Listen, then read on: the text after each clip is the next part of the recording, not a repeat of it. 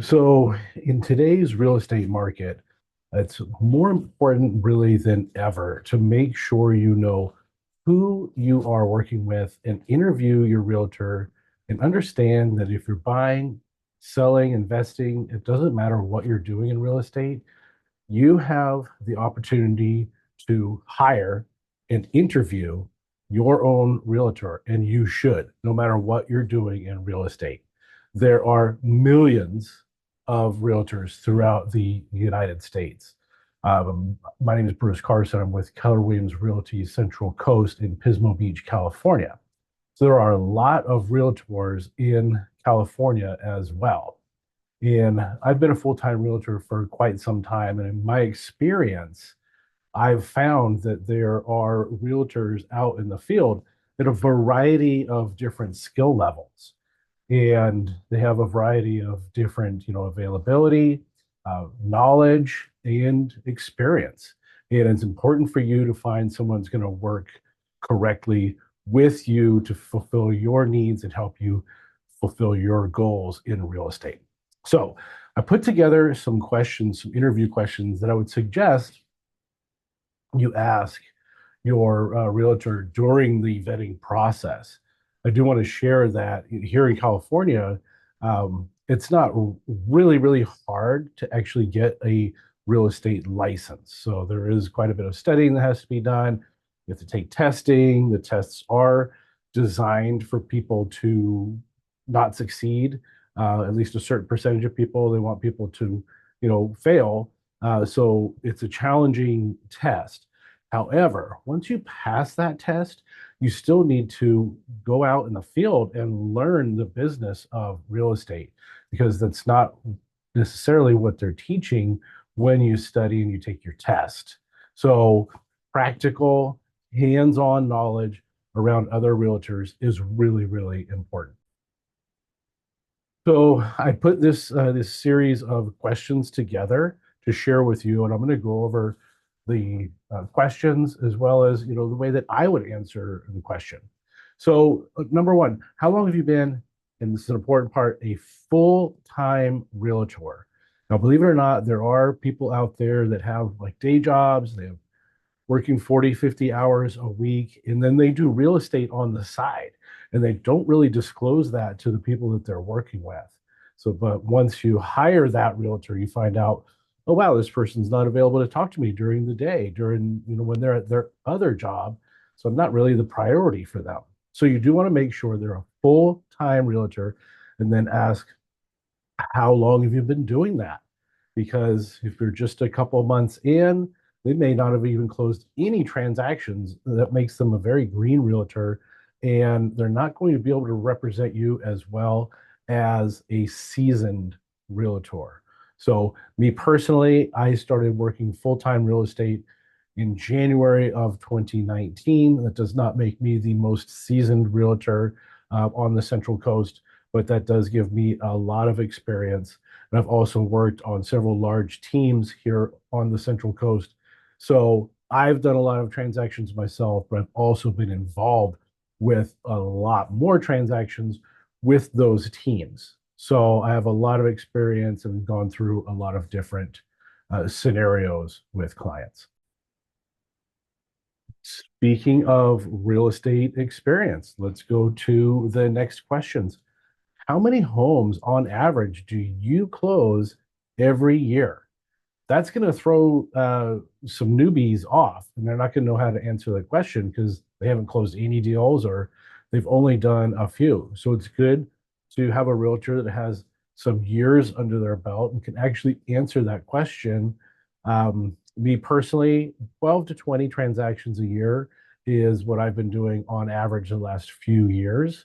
So that keeps me up to speed. I'm able to keep up with all the new paperwork and understand the rules and regulations of real estate because of that experience.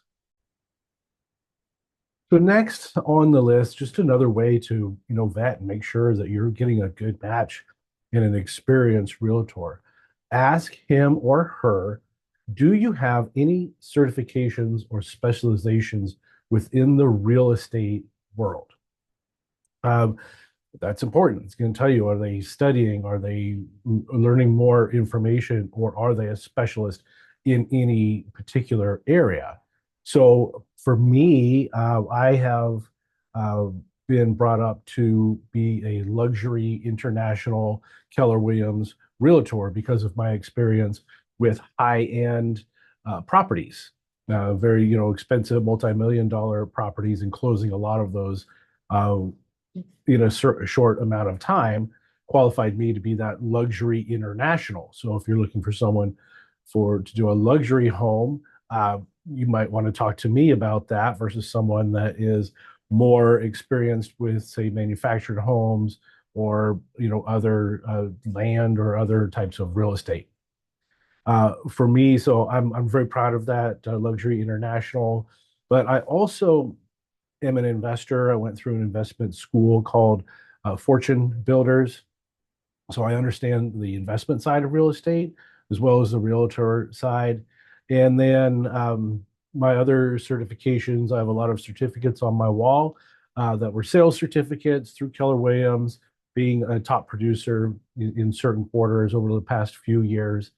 And then also, it's been way, way back when, but in 1995, I actually did receive my bachelor's degree from California State University, Stanislaus. So I'm proud of that. I had a double major in communications and journalism, and that really does help me with my negotiations and the way that I get people through their transactions in real estate, having that experience in communications and journalism. So next question, and this is again, to vet those new realtors, make sure you're getting someone that you can trust and that other people trust as well. So the next question is going to be, well, can you provide references from your previous clients? If your person you're interviewing gives you a blank stare, or they start sweating, or they get nervous and rubbing their hands and they can't figure out how to answer that question, well, that's probably because they don't have those references or reviews to share with you. So vet them, ask that question. Now, me personally, all of my reviews are on Google. So if you Google me, Bruce Carson Realtor, then you're going to see a lot of five-star reviews there on Google. I've asked people to do that because it's forward facing on the internet. It's easy to find, and it's easy for me to share those references by just telling people, Google me. Okay, so the next question is going to be, how familiar are you with this local market where we are on the Central Coast? That's going to help you, again, vet your realtor. How long have you lived here? What's your experience here? What have you been doing the whole time that you've been here? So you don't want to hear someone say, "Oh, I just moved here from Florida," or "I'm not from California," or "I just got to the Central Coast. I'm from LA or San Diego or the Bay Area." Well, that doesn't help out very much at all with our local market. So for me, I've been here for 22 years.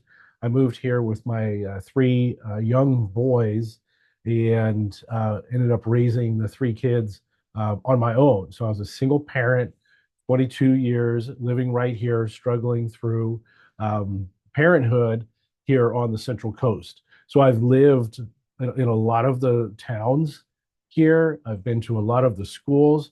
I've been to my kids' sporting events and other events throughout the Central Coast. And that combined with a 20-year career here that I had before becoming a realtor, and I have a lot of experience with the area. So that really, really helps me advise you, the potential buyer, and sellers, to identify the right property and get you into the right area right here on the Central Coast. So another great question for your realtor, and this is a great way to find out, you know, if they're active and what they're up to as a realtor. Ask them, well, how many clients are you currently representing? How many people are you working with? You don't want to hear you're going to be the only one, or well, I'm not working with any, and please sign this agreement so I can work with you, and then you'll be the only one. Well, you're probably going to want someone that's going to be a little bit busier, with more experience, getting out there, learning the ropes, meeting the other realtors in the area, and that all happens through experience and through transactions and just over time. That's just how we get there.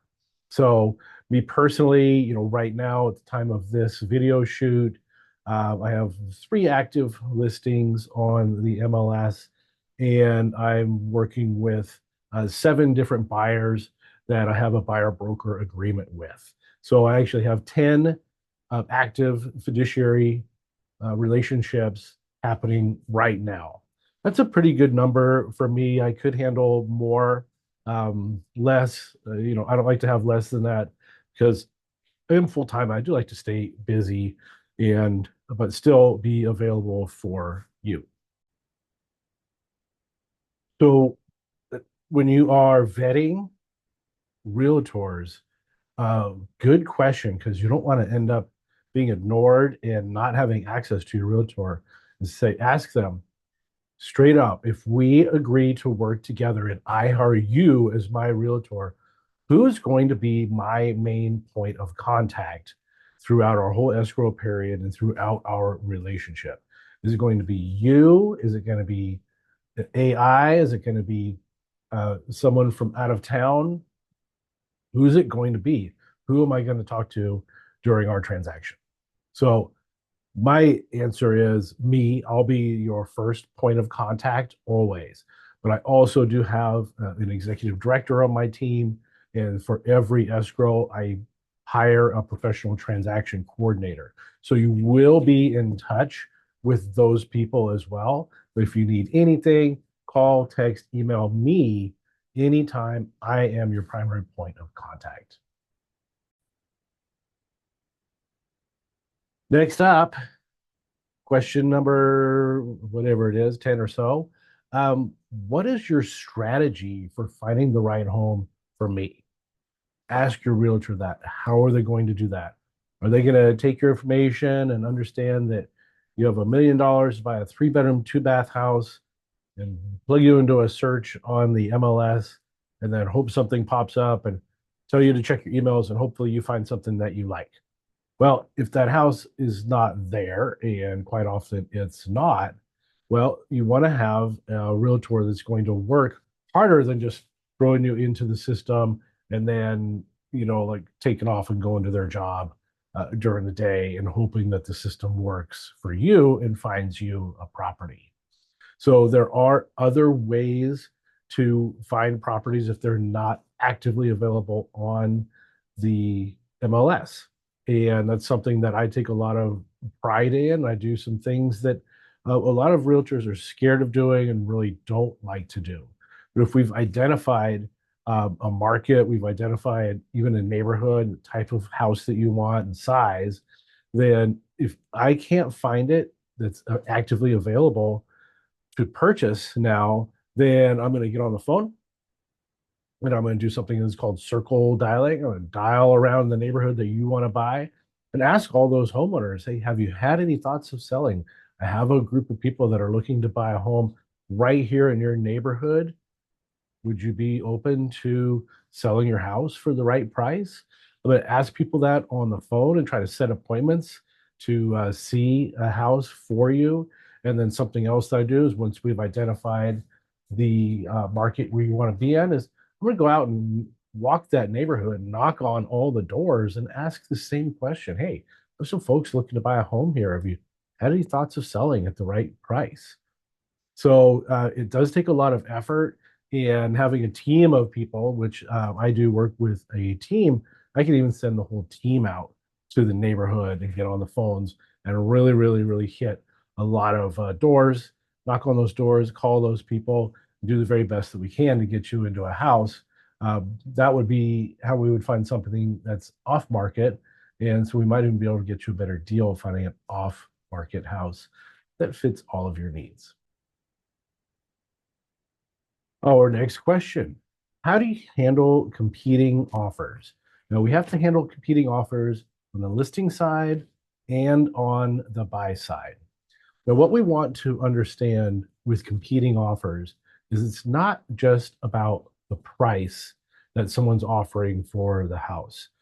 We really need to have the ability and time and experience, and just having a lot of escrows under your belt really, really helps with this part of handling the competing offers. So again, it's not just price. There are a lot of terms in a purchase agreement that are important to buyers and sellers. It states who is paying for what, like escrow fees, insurance, homeowner's warranty.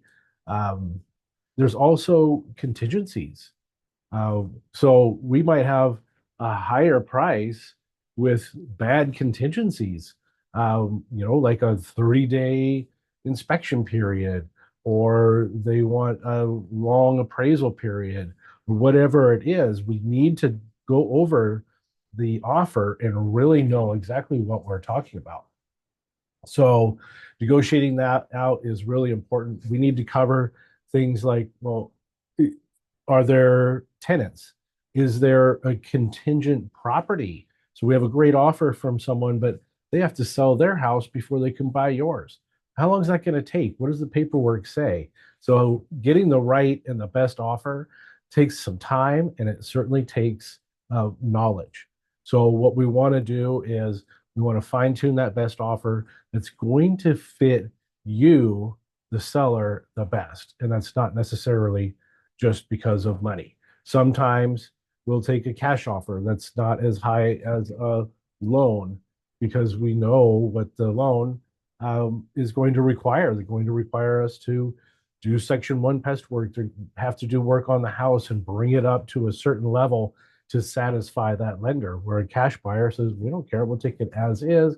We're not going to ask for anything. So again, lots of details, have to consider all the details in order to go through those competing offers. And then on the sell side, then we are going to also hopefully do a multiple counter offer situation where we pick a couple of the best offers that we have and go back to the sellers and say, hey, you're almost there. You are one of the top buyers and offers, but we need you to sharpen your pencil and clean up those terms, come up with some more money, shorten the escrow period, do what you can to sweeten the offer and entice us to choose your offer. And then the same thing on the flip side, if we have those multiple counter offers from the buy side, then we have to go back and try to win that those competing offers as the buyer side. We have to do the same thing, and understanding the contracts and being able to negotiate and sweeten that deal from the buyer. It's going to increase our chances of being chosen and getting the home of your dreams at the price that you want. So our next one's a real hot topic and has been in the news lately over the past few months through the National Association of Realtors and Department of Justice have been in a legal battle, and there's been a lot of settlements happening, and it's all talking about commission. So you want to ask your realtor, how much do you charge? And is that negotiable? So the answer to the second part is yes. So hands down, no matter what, commission is always negotiable.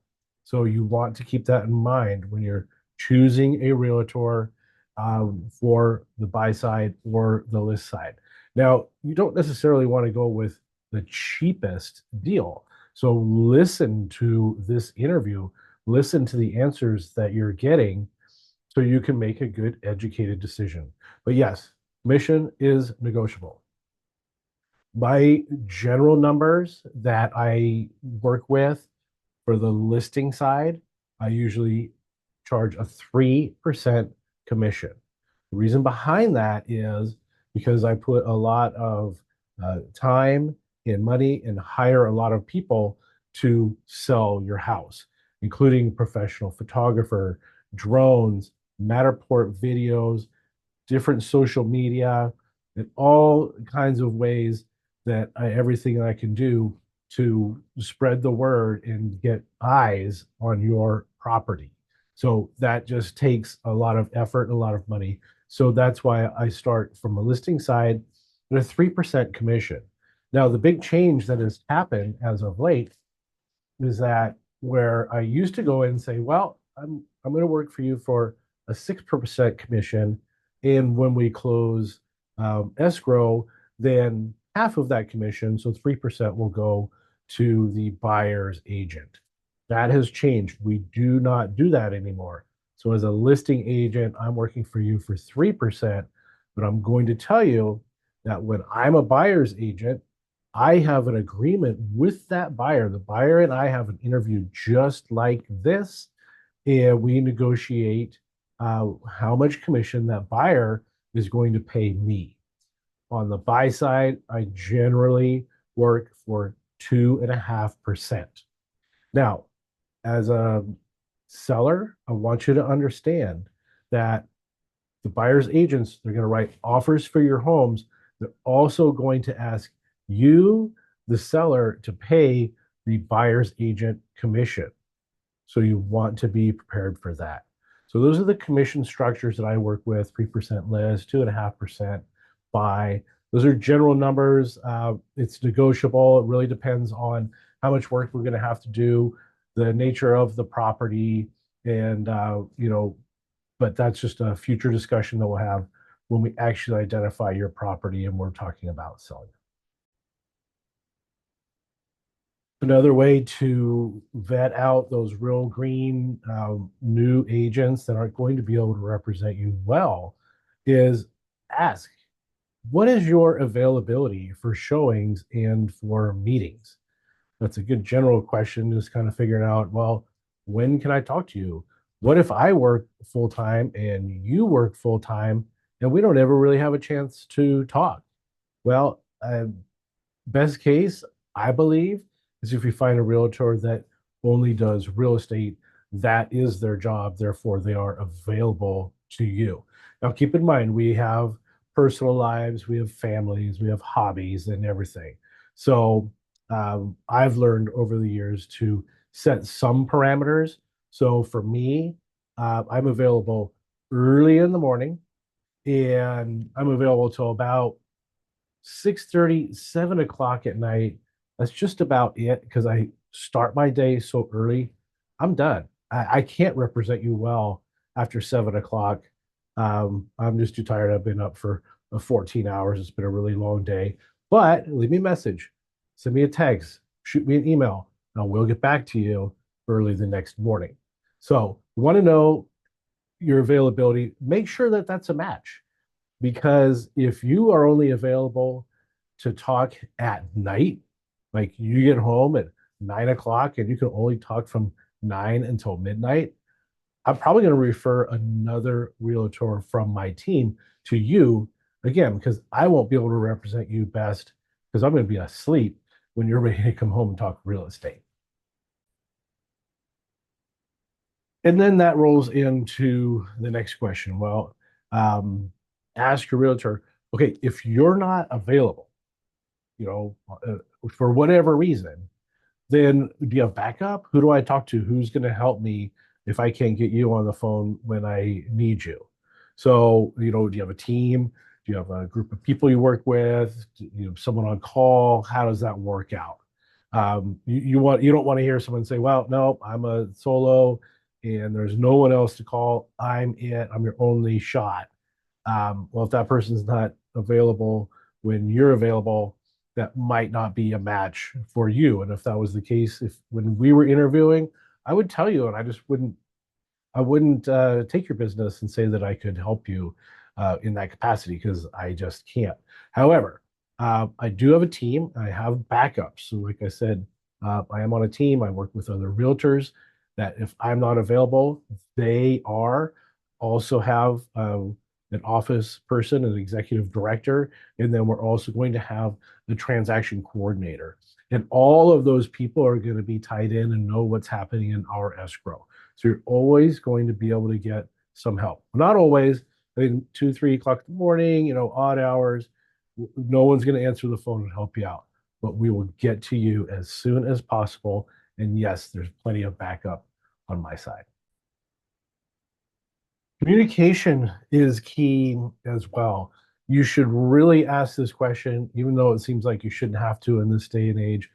But Mr. Realtor, Ms. Realtor, during our interview process, I would like to know, how do you handle communication? What is your preferred method? You're going to get a variety of different answers there, certainly depending on the age and the experience of the person that you are interviewing. For me, the answer is simple. I work with people of all ages. So I've had a seller that was 18 all the way up to a buyer that was pushing 90 and everyone in between. And of course, with that wide range of ages, then we're going to have a variety of different ways to communicate. So it's actually, I flip that question on you and say, what is your preferred method of communication?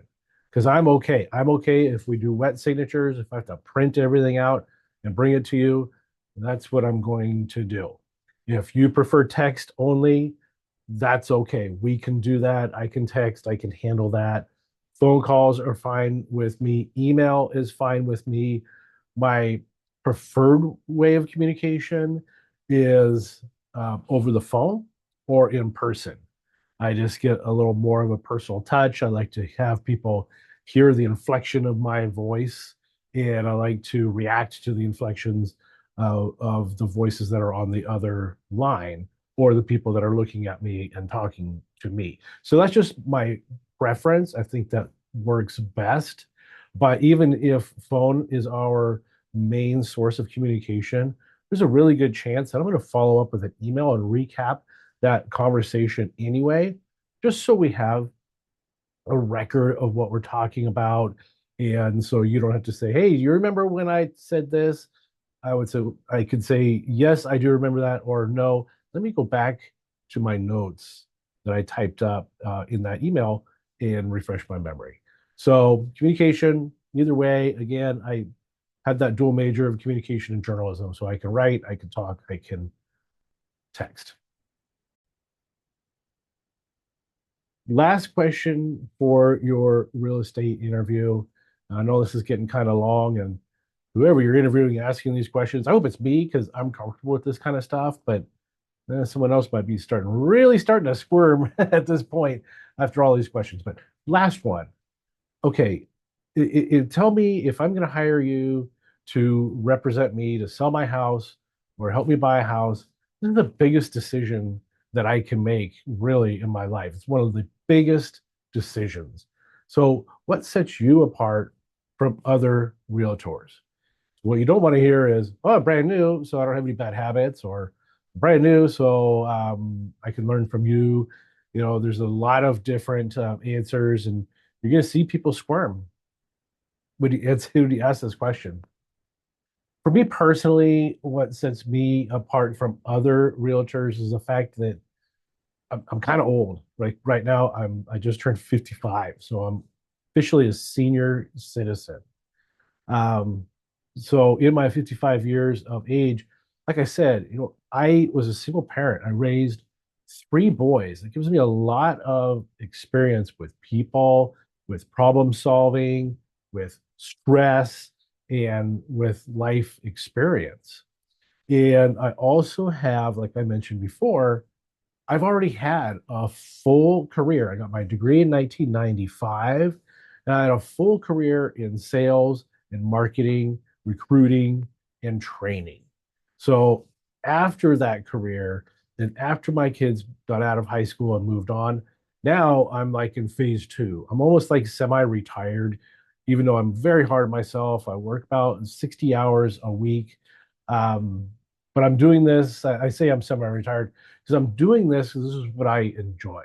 I love being my own boss.